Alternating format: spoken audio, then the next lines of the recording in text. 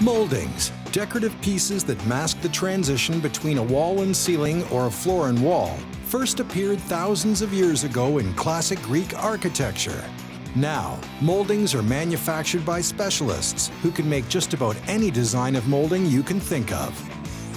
Today on Made to Renovate, we visit the Royal Wood Shop, suppliers of quality moldings for over 30 years. Whether you want a finishing touch that's simple and tasteful, or grand and elegant, the Royal Wood Shop will find what's right for you.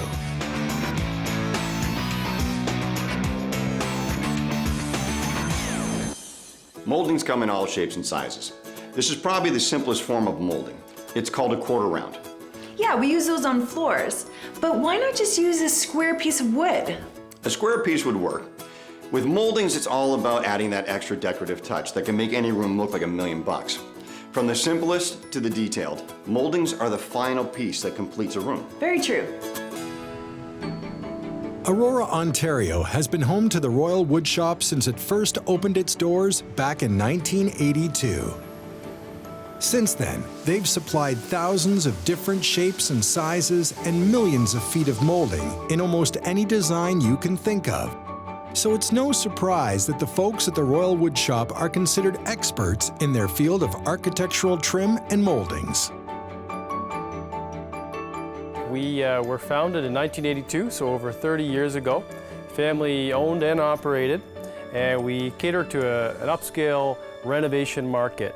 And we provide quality products to contractors, renovators, custom home builders, and handy do-it-yourselfers alike. So you can walk right into the showroom, you can get expert advice from our friendly staff, and you can handpick your own lumber if you want. We've got amazing, massive selection in 7 different species and well over 1,000 different profiles here in stock, ready to ship. Keeping up with the latest molding styles is a challenge, and one that not every manufacturer is up to, which is how the Royal Wood Shop got its start. The mill was manufacturing moldings every day, and they just weren't set up to deal with people walking in and asking for products. So the Royal Wood Shop was founded, and it's been a family-owned and operated business ever since. We've been supplying renovators and contractors with the moldings and the lumber that they need, as well as other things as in terms of custom profiles, curved pieces, and a lot of doors as well. With so many designs, making the right choice at first can seem intimidating. So the folks at the Royal Wood Shop actually keep library samples of their many different designs. Moldings are always changing. Moldings are fashion, despite what people might think. A lot of the shapes that you see in architecture have been around for hundreds or even thousands of years. And you see that recurring and recurring again in moldings. But moldings are fashion. Different shapes, different styles do come in and out. So we're always making sure here to adapt our product line to match what the customers are wanting. Before we get into how moldings are made, let's talk a little bit about the basics. Great idea. Why don't we start with the crown molding? Well, crown molding is used to hide the transition between walls and ceilings. All right, how about the casing? Casing is used to hide the seams between doors and windows and where the walls are. Casing is what gives a door and window that nice finished appearance. Okay, and last one. How about baseboards? Baseboard is used to cover the transition between floors and walls. It also helps to hide any imperfections in the floor. I get it. So like if the floor doesn't quite meet the wall? Exactly. Okay, now that we know the basics, let's see what other tricks we can learn when it comes to moldings. Crown molding is one of those big bang for your buck items that you can really control the scope of the job, because you don't have to do crown molding everywhere. You can do it in 1 room, 2 rooms, everywhere if you want. You can control how much goes where. The other thing that's nice about crown molding is it actually doesn't touch any other trim in the house, so it's completely independent. It's just 4 walls, you miter around the top, and you get a great look, and you can do it for a reasonably low cost, especially if you install it yourself. A common question I get is how big of a crown molding to do in your house. You can get away with a 7-inch crown with an 8-foot ceiling. Most people don't go that big, but you can. I have seen it done. It actually looks nice. Most people stick to either a 4 1/4 size, roughly, or better yet, a 5 1/4 size for an 8-foot ceiling. If you have higher than an 8-foot ceiling, I would say you'd want to start here and go up. So 9 and 10-foot ceilings, I would say this would be your minimum size that you would want to go. So there's some other ways that you can upgrade your trim and molding in your house that are relatively simple.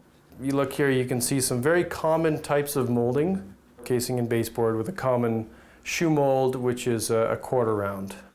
Now often people will come in and they will want to upgrade their baseboard because they think it's, you know, they want something bigger. Maybe they put in new hardwood flooring or whatever their situation is. Thing is, when that happens, unlike crown molding, casing and door trim are connected. So you can see here this baseboard that's upgraded is now thicker than the casing. So you have two options. Now you can either upgrade your casing to a thicker casing, like that, or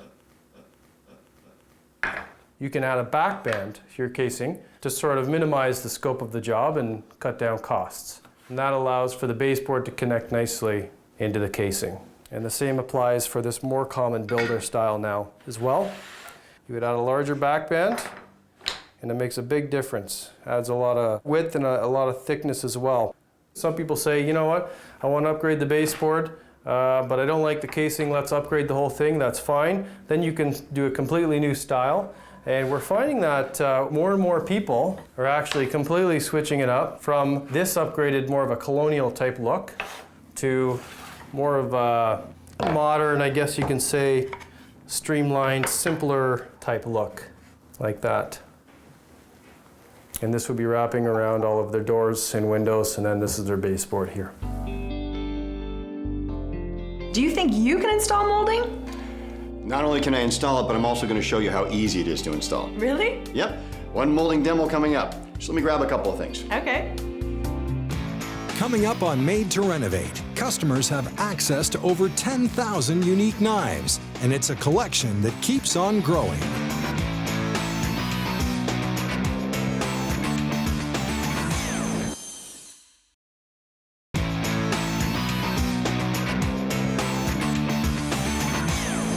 We're going to install a piece of chair rail. Not everybody does chair rail because it's a little more traditional, but in this case we're going to do it. The most important thing you need to do before you start is to get a level line across. If you look closely, you'll see there's a line going all the way across from one end to the other. You need a level. Whether it be a laser level or a handheld level, you need a level. Don't always measure from the floor up because sometimes the floors aren't even and therefore your chair rail won't be even. Do your level line. If you don't have a hand nailer, you don't have nails, you can always use an adhesive. So put small dabs on the chair rail. Not too much, because if you put too much on and you squeeze it into your wall, you'll have bleeding out on either side and you don't want that. Find your line, find your starting point, push in, even pressure the whole time. Hold for anywhere from 7 to 15 seconds depending on the product specifications and directions. And then let go. Voila, chair rail. Now we're going to install wainscoting. I have my line again, and not only do I have my line, but I also have my sections where my wainscoting is going to stop and start. I've pre-glued these pieces already, and we're going to start to install line on line, end on end. Again, pressing, keeping it level. I cut these pieces earlier on a 45-degree angle. At this point, we're going to grab our level, put it right up against the corner here, make sure your bubble's right between the two lines, and then place your side piece in. Nice and tight, nice and level. Sometimes your corners don't always meet. Don't worry about this. This is what we have caulking and filler for. We can fill that in, you won't even be able to tell the difference, and after it's painted, it's going to look like $1,000,000. Now you'll notice you put a little too much glue on the top here. Again, not a big deal. If you have a scraper, you can simply come along and just pull it away. Now, if you don't have a nail gun, and sometimes the glue doesn't set up as quickly as you'd like, simply just grab some painter's tape. Cut about 3 or 4 4-inch pieces, put it in the top, the middle, and the bottom to hold it in. If it's painter's tape, you don't have to worry about your walls. It won't rip your paint away. Now on to baseboard. With the baseboard, as it's a bigger piece of material, you want to put a little more glue. So be a little more liberal this time.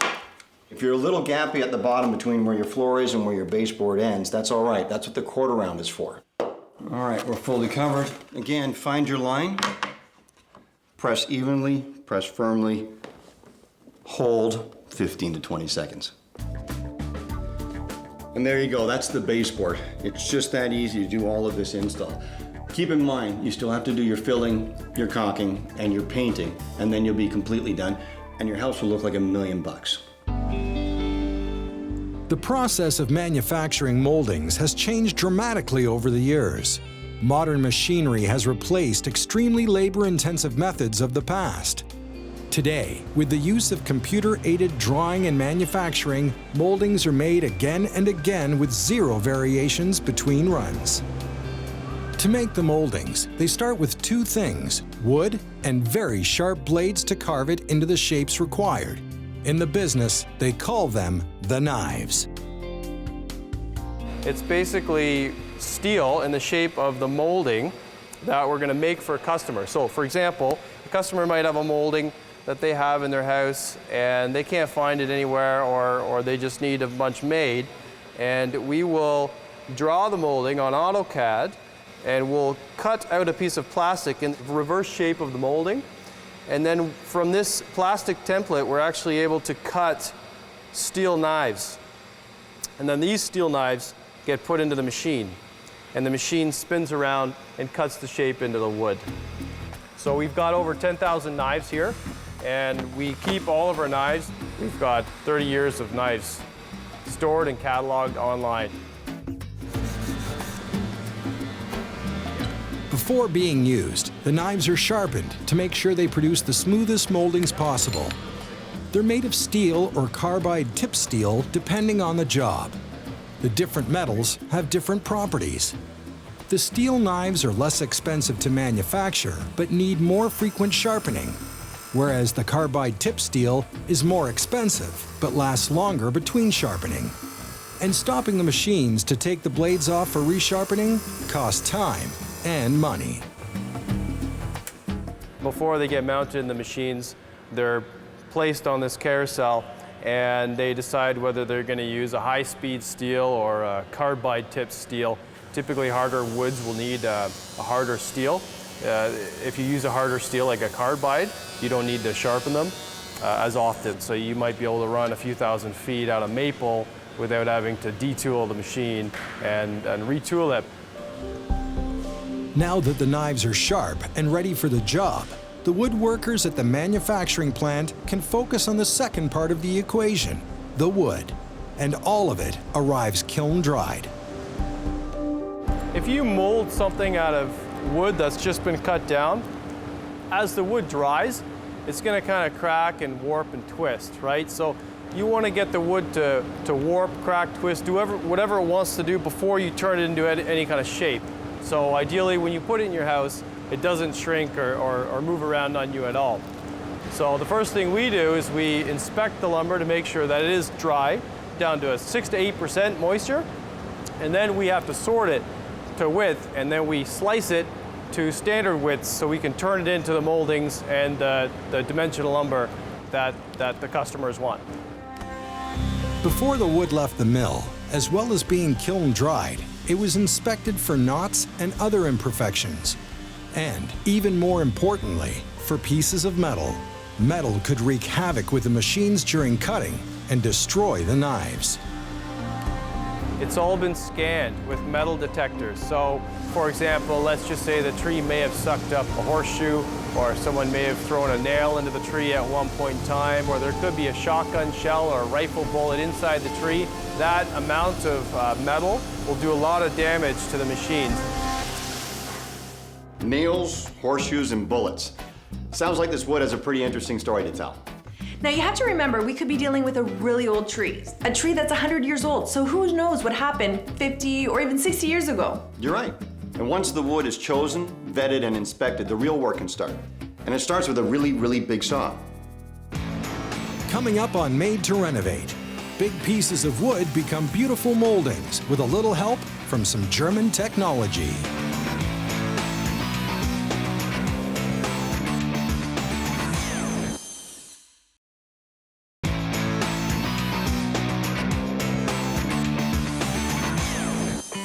I'll admit it, I somehow thought wood moldings were just kind of squeezed out of a machine. I know what you mean. Who knew there were so many steps? From drying and inspecting the wood to making the knives. And we haven't even started cutting the wood yet. At the manufacturing plant, all the wood arrives from the mill in random widths. So the first stop is the rip saw, a machine that slices the wood into specific widths.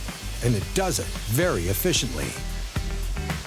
This machine here will take the maximum efficient piece of wood and say, okay, well, if this piece of wood, for example, might be 12 inches wide, I get to slice it down the center into a 6-inch board and 2 3-inch boards. Versus if it's an 8-inch wide board, they might say, okay, well, I can get 2 4-inch boards out of this and use it for something else. It uses lasers to sort, and then it sends it through the saw, and it sorts it at the other end. This all used to be done here manually using measuring sticks and sorted beforehand, but this machine allows it to be done not only faster, but slightly more efficient as well. Once it has been cut down to the proper size, it's time to move on to the next step, where the wood really starts to become molding. So behind me is where all the magic happens. This is where all the moldings are made. We've got 6 German molders, full-time making moldings and turning a lot of the moldings into the Royal Woodshop stock product line. And they can make all different size moldings. You can see this massive crown mold right here. So they can run things up to 9 inches in width and as small as 1/4 inch by 1/2 inch and any shape in between. And they can pump out thousands of feet here every day. Of course, not every piece of molding can be cut by the thousands of board feet. Some of them are specialty items that need to be cut with a special touch. When you're making moldings, you're always going to run into situations where you have elliptical windows or arched windows, and you're going to need to make trim that matches the rest of the house in the same shape to match the window, and that's where curved moldings comes in. This machine here has the ability to make curved moldings. Now that the manufacturing is finished, the moldings are ready for the final step, installation. With so many varieties of moldings, both stock and custom, the Royal Wood Shop gives its customers the freedom to let their imaginations run wild. Here we have a paneled wall application on a curved wall, where we've used a combination of poplar, flex mold, and MDF to give a very elegant paneled effect. You can see at the bottom here we've used a flexible molding to take the curve, and then we've got a mitered in inset decorative panel molding inside the sunken panel application. So it's just something a little bit more unique, a little bit more involved that you can do with moldings, and you can pick and choose wherever you want to do it, whether you do it on a wall, a curved wall, a flat wall, or even a ceiling.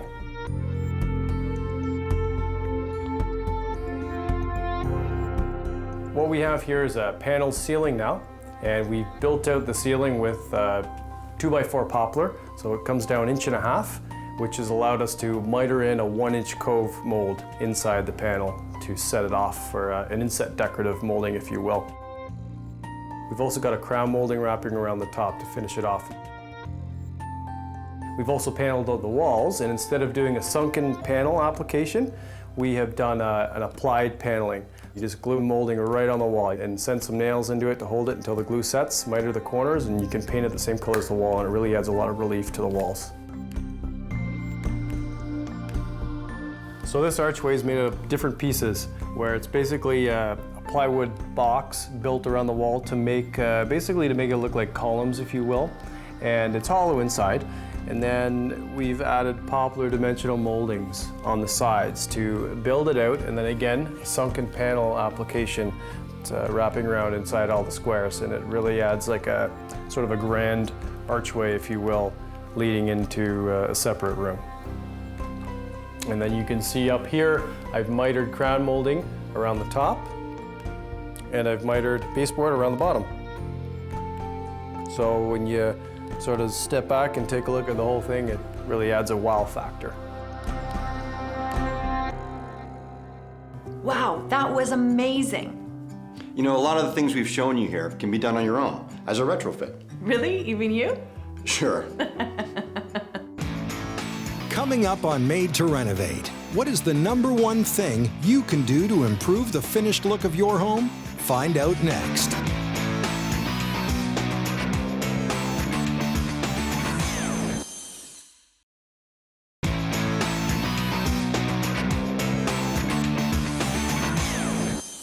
According to the experts at Royal Woodshop, the #1 thing you can do to improve the look of your home is crown molding. Maybe only 1 or 2 rooms, but the great thing about crown molding is it doesn't have to match any of the other trim in your home. Just choose the one you like and go crazy. As for the future of moldings, bigger seems better these days. We're bringing in a lot of different product lines and different species to match different trends. People are liking bigger, more upgraded moldings, but more simple designs. So we accommodate our customers in that way and alter our stocking lines. And we've even brought in new lines of primed moldings, for example. Right now, people have been painting their moldings, and they've been painting their moldings for years, and everybody wants stuff primed. So we're starting to prime our moldings, and they're selling. It's working out quite well. There's almost no limit to what you can do with your moldings. Old designs come back, new designs take over, and the folks at Royal Woodshop will make sure that you get the style and type you need.